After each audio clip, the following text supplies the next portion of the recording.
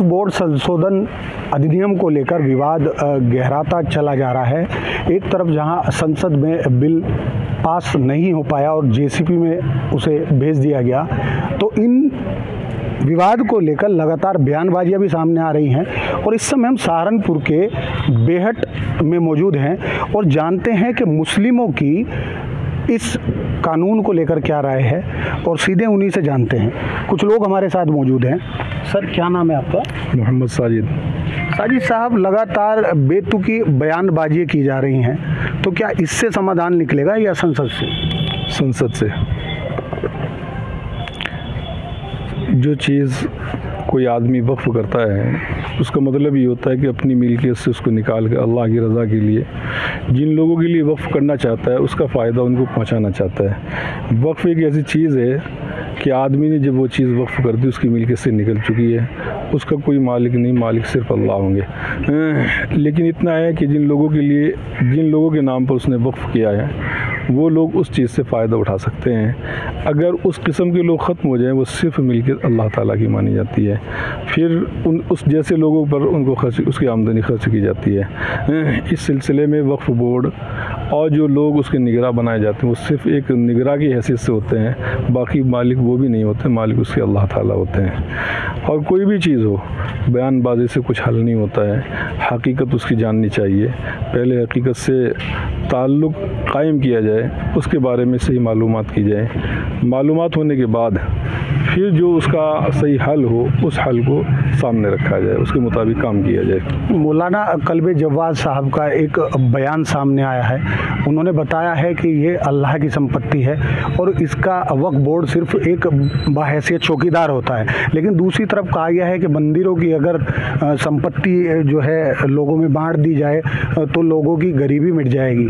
तो ऐसा क्यों कि मंदिर की संपत्तियों के लिए तो कहा जा रहा है कि गरीबी मिट जाएगी, तो वक्फ की संपत्ति से क्या एतराज़? नहीं, मसला ये होता है कि जो आदमी अपनी चीज़ को वक्फ कर रहा है, जिसने वक्फ किया है, उससे मालूम किया जाए कि भाई उसने ये चीज़ वक्फ क्यों की है। उसने बांटने के लिए की है या इस चीज़ को अपने धार्मिक स्थल के नाम करके उसका फ़ायदा हमेशा अपने धार्मिक स्थल को पहुंचाना चाहता है। वो जैसी उसकी नीयत होती है उसके मुताबिक उसका अमल किया जाता है। देखिए, कुछ और लोग भी हमारे साथ मौजूद हैं, उनसे भी बात कर लेते हैं। देखिए, लगातार बयानबाजियाँ सामने आ रही हैं, तो क्या एक सही विकल्प है बयानबाजी, या फिर बातचीत से इसका समाधान या संसद से इसका समाधान? असल क्या है, इस पर राजनीति करना तो मैं समझता हूँ बेअक्ली की दलील है।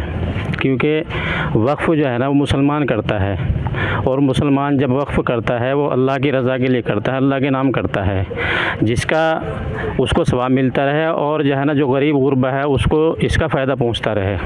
मुसलमान इस वजह से वक्फ करता है, ना कि जो है ना इसके अंदर राजनीति करना या इस पर बयानबाजी करना, ये बहुत बुरी चीज़ है।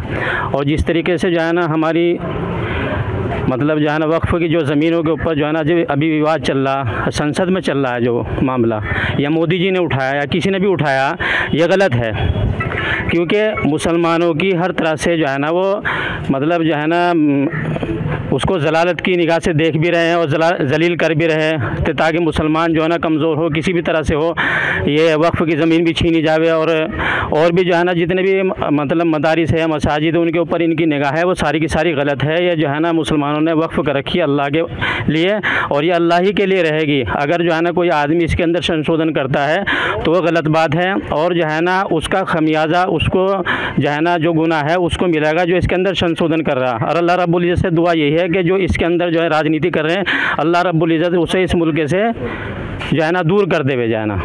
देखिए, एक तरफ बात इनकी दुरुस्त है कि संपत्ति अल्लाह को वक्फ होती है और उसका वक्फ बोर्ड उसका केयर टेकर होता है, लेकिन दूसरी तरफ अगर देखा जाए, कुछ और लोग हमारे साथ हैं, इनसे नेक्स्ट सवाल लेते हैं। अगर देखा जाए तो वक्फ की संपत्तियों पे ज़्यादातर कब्जे जो है मुसलमानों के ही नज़र आते हैं। ये भी एक बड़ा सवाल है, कोई गैर मुस्लिम कब्जेदार नहीं मिलता। सवाल इस बात का है कि वक्फ जो है वो प्राइवेट जो है मुस्लिमों के है, इसी तरह से मठों के लिए बना हुआ, उसके अंदर कोई मुस्लिम नहीं हो सकता।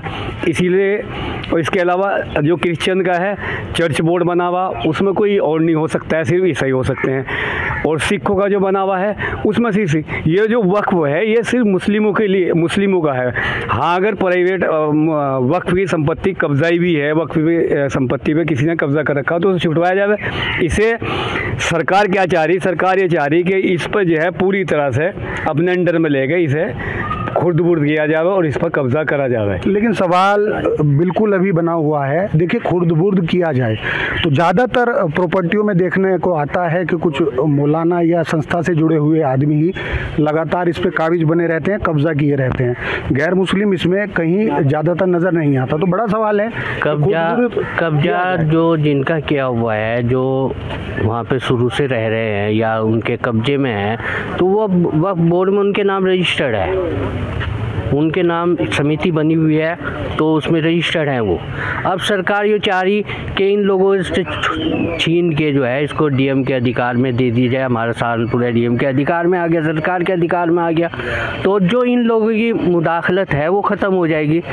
तो इससे इस तरह होगा कि जो जैसे कब्रिस्तान हैं, मस्जिदें हैं, खानगाह हैं और बहुत सारी संपत्तियां ऐसी हैं जिन पे उलमाओं का या जनप्रतिनिधियों का जो वक्फ बोर्ड से रजिस्टर्ड हुए हैं वो हैं, तो उनका अधिकार ख़त्म हो जाएगा।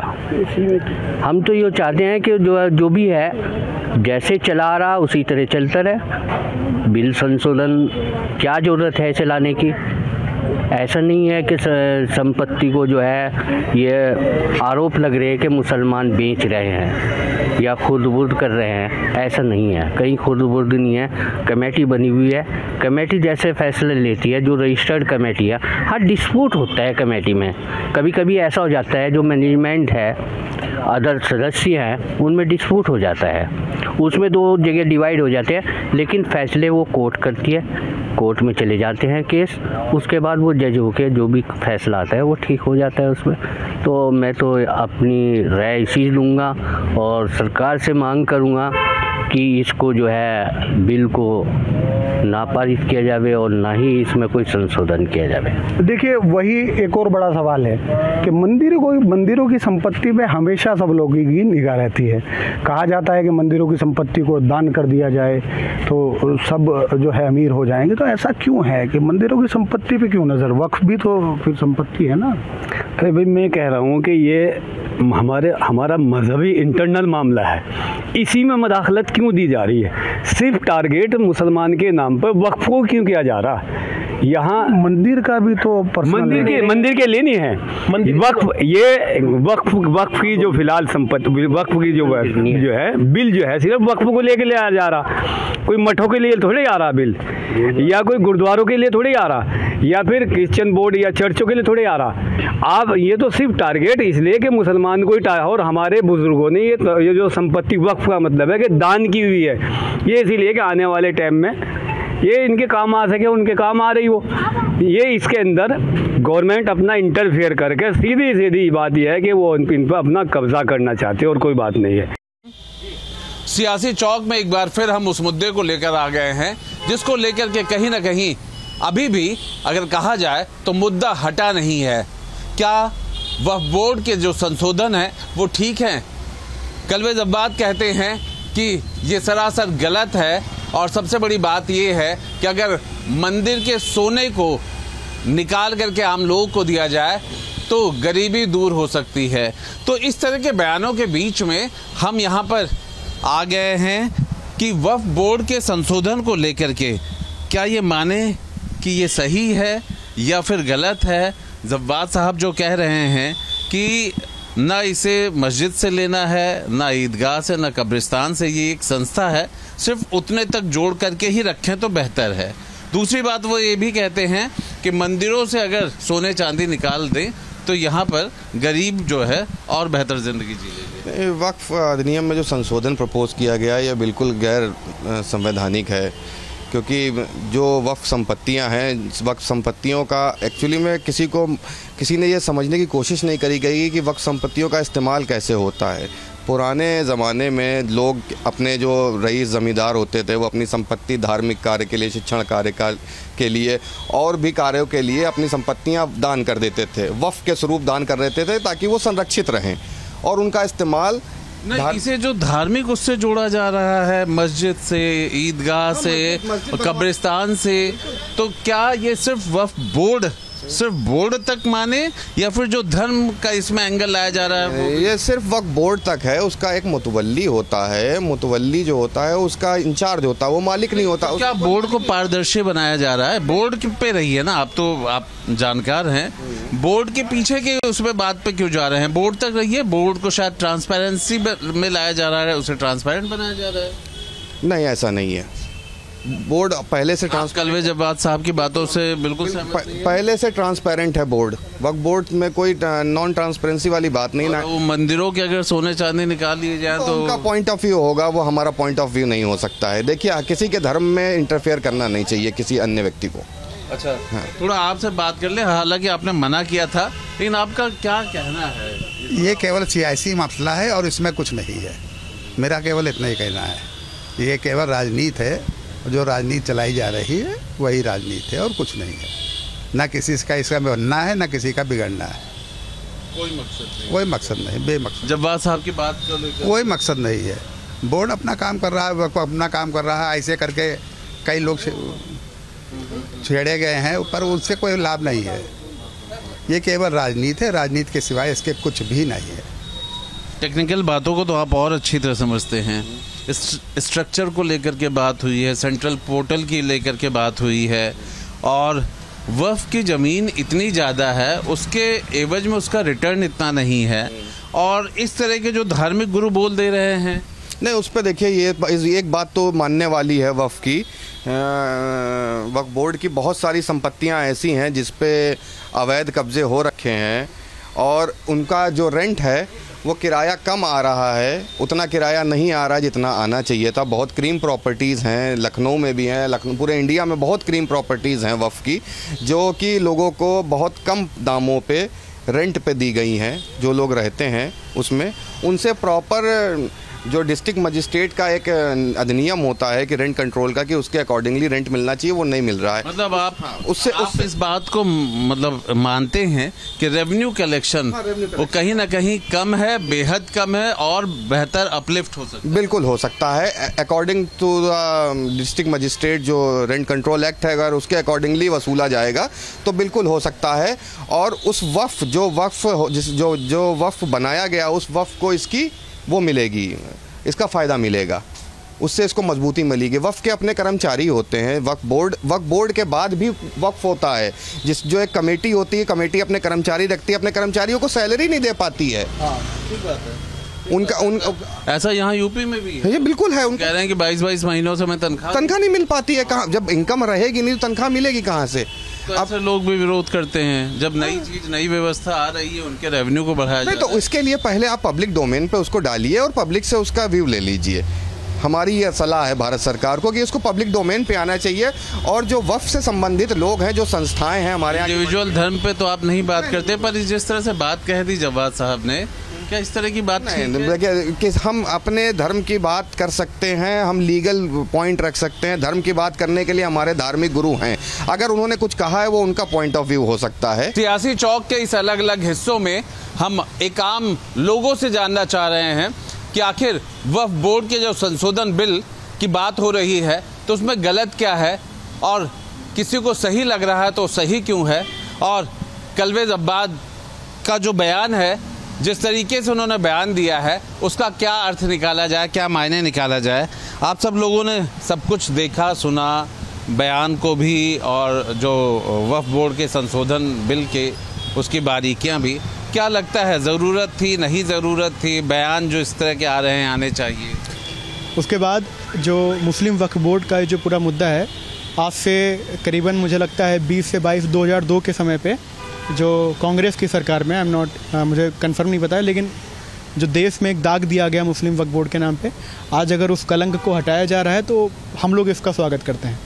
चूँकि कहीं भी देखा जा रहा है कि छोटी सी कहीं चादर बिछा दिया, कहीं 2-4 ईंटें लगा दी और उसको उस ज़मीन को कब्जा कर लिया। देश की बहुत बड़ी प्राइम प्रॉपर्टीज़, शायद ताजमहल भी आज मुस्लिम वक्फ बोर्ड के हिस्से में है। लखनऊ के अंदर में छोटा ये लक्ष्मण टीला नहीं, वो टू टीला इमाम बड़ा, तमाम प्रॉपर्टियाँ जो हैं आज वो मुस्लिम वक्फ बोर्ड के अंडर में। ये भारत देश की सरकार की हो सकती हैं, इनसे अच्छा जनरेशन हो सकता है पैसों का, लोगों के हितों में आ सकती हैं। जैसे भारत देश में तमाम ऐसे मंदिर, प्राइम मंदिर हैं जो आज मुझे नहीं लगता है कि अभी कोरोना काल हम लोगों ने गुजरा और मुस्लिम वक्फ बोर्ड से शायद मुझे लगता है इतनी बड़ी प्रॉपर्टी शायद रेलवे के बाद या टॉप 5 में आती है ये। लेकिन कोरोना के टाइम पे मुझे लगता है कि शायद 1 करोड़ रुपए भी किसी मुस्लिम वक्फ बोर्ड के नेता या मुस्लिम वक्फ बोर्ड से नहीं निकला होगा कि जाके किसी गरीब को या किसी पीड़ित को 1 रुपये का दान दिया जा सके या किसी। लेकिन वहीं तमाम देश के मंदिर, चाहे सोमनाथ मंदिर से लेके पटना के तमाम मंदिर में करोड़ों करोड़ रुपए दान दिए। उसके अलावा अभी मैंने कोई इनके जी इसको एक बात बताइए, इसे मंदिर मस्जिद से ही जोड़ के देखें, मतलब जैसा ये कह रहे हैं कि हमने करोड़ों दिया, उन्होंने कुछ नहीं दिया। मैं इसको मंदिर मस्जिद से ऊपर उठ करके भ्रष्टाचार के तौर पे देखूंगा। 2009 में 4 लाख करोड़ की संपत्ति थी वक्फ बोर्ड के पास, आज 15 साल बाद वक्फ बोर्ड के पास 9 लाख एकड़ ज़मीन है। तो मैं तो सरकार से मांग करता हूँ कि जाँच करानी चाहिए कि संपत्ति इतनी अचानक से कैसे बढ़ गई, इसके पीछे क्या राज है। और जहाँ तक बात है कलवे जवाद के बयान की कि कहीं मंदिर रख दिए तो मूर्ति रख दिए तो मंदिर हो गया, तो सरकार उसको नहीं पूछती है। अरे क्यों नहीं पूछती है? और सिर्फ मूर्ति रख देने से मंदिर नहीं होता है, मंदिर की प्राण प्रतिष्ठा होती है, लोगों की आस्था होती है, एक प्रॉपर प्रक्रिया होती है मंदिर की। और कौन सी मंदिर है जिसके पास 9 लाख, भारत देश में कौन सा ऐसा मंदिर है जिसके पास 9 लाख एकड़ की ज़मीन है? वक्त के पास तो है, क्यों वक्त के पास इतनी ज़मीन है? क्या करते हैं उन ज़मीनों का? जहाँ मन किया वहाँ चादर रख दिया, वहाँ किसी की कब्रिस्तान बना दिया, कह दिया कि हमारा है। कल को इनको सपना आ गया, सूरत की नगर निगम का जो मुख्यालय है उसको ये कहते हैं कि हमारी वक्फ बोर्ड की ज़मीन है। क्यों? क्योंकि मुगल काल में ये सराय हुआ करती थी। अरे तो मुगल जिस रास्ते से थे क्या वो रास्ता भी आप कब्जा लेंगे? कहेंगे कि मुगल हमारे पूर्वज हैं, इधर से आए थे इसलिए हमारी ज़मीन हो गई। ये कौन सी बात हो गई? क्या मंदिरों का सोना अगर निकाल करके लाया जाए तो सारे गरीब अमीर हो जाएंगे, ऐसा भी बयान दिया गया है। तो ऐसा भी बयान हमारी तरफ से भी आता है कि इसमें उनको 100 करोड़ 200 करोड़ ना जाने कितने का उनको हर महीने, वो हर साल के हिसाब से बजट पेश होता है, तो उनके लिए भी बजट जाता है। इस चीज़ पे भी ध्यान दिया जाए, वो भी इस चीज़ को लेके करें। और मंदिरों का कौन सा पैसा ये क्या कहते हैं, पैसा या सोना मंदिरों में रह जाता है, वो तो बाहर जाता ही है। कौन से मंदिर का पैसा है नहीं जो सरकार के पास नहीं जा रहा है? जो भी आता है सब सरकार के पास जाता है। बहुत सारे जितने भी मंदिर हैं हमारे पास, मंदिरों में बहुत सारे स्कूल भी बच्चों को पढ़ाया जाता है। जैसे कुछ आजकल के समय में जो संस्कृत की चीज़ें ख़त्म हो रही हैं वो बहुत सारे मंदिरों में पढ़ाई जा रही हैं। और बहुत सारे ऐसे मंदिर हैं जो दूर दूर जाके उसके लिए क्या बोलते हैं, भोजन का प्रबंध भी करते हैं, बहुत दूर दूर तक गरीबों के लिए चादरों का भी प्रबंध करते हैं। बहुत सारे मंदिर ऐसे हैं जो काफ़ी गरीबी को, जितने हमारे जो गरीब मंदिर में लोग रहते हैं उनके लिए उन्होंने काफ़ी ज़्यादा मतलब कि चीज़ें प्रोवाइड कराते हैं, जिससे वो लोग खुशहाल से 2 समय की रोटी समय उनको प्राप्त हो। अगर ऐसे, बल्कि वक्फ बोर्ड का ऐसा कुछ नहीं है। बाकी बहुत सारी ज़मीनें ऐसी हैं जहाँ पे कोई काम ही नहीं हो रहा, सिर्फ ऐसे खुली 2 चादर डाली, वहाँ पे दूर दूर तक ज़मीनें खाली पड़ी हैं। अगर सरकार को मिल जाए या फिर उसका कुछ काम हो जाए, ऐसी मंदिर का एक ज़मीन नहीं है। और क्या वक्फ बोर्ड का इतनी ज़मीन अगर मिल जाए तो इंफ्रास्ट्रक्चर की कितनी ज़रूरत है आज भारत में। तो इससे क्या होता है, हमारे देश के विकसित हो, GDP बढ़ेगी, इकोनॉमिकल कंडीशंस अच्छी होंगी, जिससे ज़्यादा रोजगार मिल सकता है उससे। अगर जितने ज़्यादा इंफ्रास्ट्रक्चर होंगे, हम लोग बाहर बनाते जा रहे हैं, दूर दूर करते जा रहे हैं, जिसकी वजह से सप्लाई कम होती जा रही है, जिससे बहुत सारी दिक्कतें। सही मुद्दे पे क्या राजनीति ज़्यादा हो रही है जहाँ पे अगर उसके सुधार की बात हो रही है? नहीं, राजनीति मुझे नहीं लगता कैसे लोग कर रहे हैं, किस मानसिकता के लोग कर रहे हैं। पहले मैं सोने का एक जवाब देना चाहता हूँ। आज से कुछ 1000 वर्ष पूर्व या कुछ 100 वर्ष पूर्व कुछ लुटेरे, कुछ भिखारी आए थे और इन्हीं मंदिरों के सोने को लूट के आज वो पूरे विश्व में शरण पा के घूम रहे हैं। नाम लेने की कोई आवश्यकता नहीं है, आप सब जान रहे होंगे सोमनाथ मंदिर का कितनी बार इन्होंने विध्वंस किया, वहाँ से कितने टन सोना लूटा होगा। आज ये कुछ ब्रिटेन की, वहाँ पे हमारे यहाँ के हीरे जवाहरात सोने तमाम रखे हैं।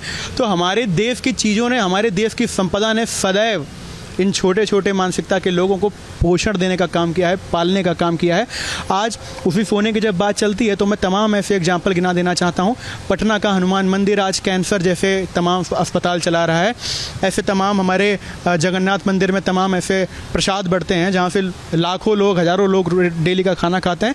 तो हमारे मंदिरों से जब भी आरती के अंत में एक बात निकलती है कि विश्व का कल्याण हो, हम लोग कभी ये बात नहीं कहते हैं कि हमारा कल्याण हो, सिर्फ हमारा कल्याण हो। हम लोगों में तमाम सारी अर्चना करने के बाद में अंत में हमारा जो शब्द निकलता है कि विश्व का कल्याण हो और लोगों में सद्भावना की जागृति हो। तो हम लोग सदैव लोगों के हितों की बात करते हैं। स्वयं ऐसी ज़मीनों को कब्जा कर लेने के विरोधी हैं हम। इन चीज़ों के ज़मीनों पे कब्जा नहीं होना चाहिए, किसी चद्दर डाल के या कोई 4 ईंटें अगरबत्ती लगा देने के। और अगर ये बिल पास होता है तो हम लोग इसका पुरजोर स्वागत करेंगे। और ये बिल आया भी तो मुझे लगता है इसका भी आप लोग समर्थन ही करते हैं ना? बिल्कुल समर्थन कर रहे हैं हम लोग। तो अभी पटाखे भी दंगाएंगे हो सकता है। सियासी चौक में हम युवाओं से मिल रहे हैं और अलग अलग लोगों से बात कर रहे हैं। कहीं ना कहीं हर एक के विचार अलग हैं, लेकिन बात एक तो साफ है कि अगर सरकार कुछ इस तरह का कदम उठा रही है जिससे व्यवस्था साफ साफ दिखाई पड़े, या फिर किस तरह से व्यवस्था चल रही है उसे और बेहतर किया जाए, तो शायद यहाँ के अगर हम बातचीत करें तो लोगों को ये पसंद आ रहा है। देखना यही होगा कि आखिरकार इस वक्फ बोर्ड के संशोधन बिल को जो जेपीसी में चला गया है, आखिर वहाँ से क्या नतीजा निकलता है। राजनीति ज़्यादा होगी या फिर यथार्थ पे ये उतरता है। वीडियो जर्नलिस्ट समीर के साथ आलोक पांडे, न्यूज़ स्टेट, लखनऊ।